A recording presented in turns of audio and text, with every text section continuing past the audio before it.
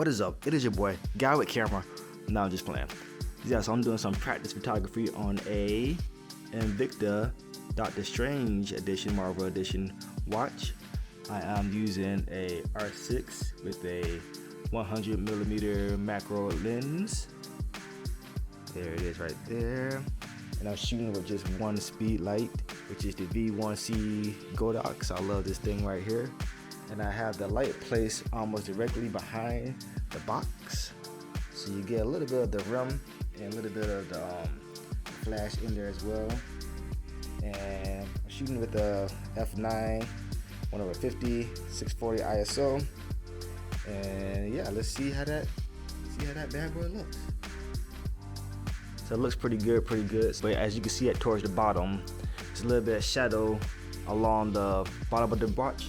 So what I'm gonna do, piece of little photo paper just to place right there while I'm shooting to get some of that shadow out.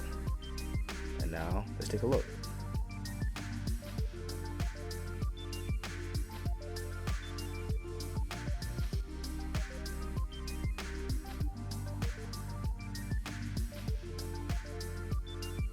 All right, that's it.